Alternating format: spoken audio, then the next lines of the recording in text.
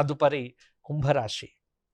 ధనిష్ట 3-4 పాదాలు, శతభిషం 4 పాదాలు, పూర్వభద్ర 3 పాదాలు కలిస్తే కుంభరాశి.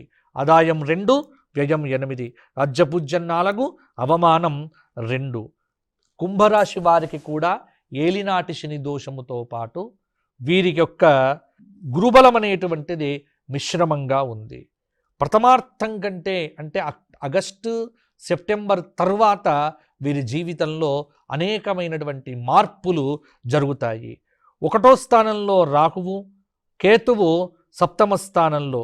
డిసెంబర్ 5 తర్వాత కేతువు కూడా 6వ స్థానంలోకి వస్తాడు. కాబట్టి కేతువు 6వ స్థానంకు వచ్చిన తర్వాత మీరు అనేకమైన పనులన్నీ కూడా పూర్తి చేస్తారు. కొన్ని వ్యవహారముల యందు అనుకూలతలు పెరుగుతాయి. ఉద్యోగపరంగా అధికారుల నుంచి ప్రశంసలు అందుకుంటారు. ఇంట్లో శుభకార్యముల యొక్క నిర్వహణ చేస్తారు. అలాగే ఈ ఏడాది సాధ్యమైనంత వరకు కొంత స్థానికంగా మంచి ఫలితాలనే సాధించగలుగుతారు. రాహు ద్వాదశంలో సంచారం చేయడం వల్ల నిద్రలేమితనంతో ఏ పనులు చేస్తున్నామో ఏం పని చెయ్యాలో కూడా తెలవనటువంటి ఒక సందేహ స్థితి కలుగుతుంది.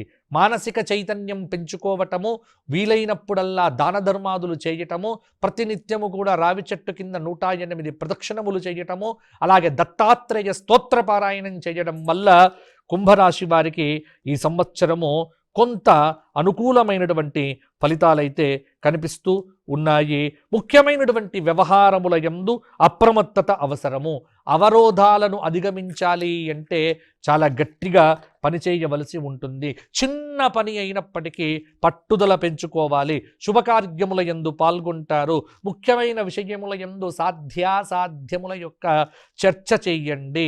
ఆత్మవిశ్వాసంతో విజయాలు సాధించండి. సోదరవర్గంతో ప్రయోజనాలు తీసుకునేటప్పుడు జాగ్రత్తగా వాటితో కలిసి ఉండే ప్రయత్నం చేయండి.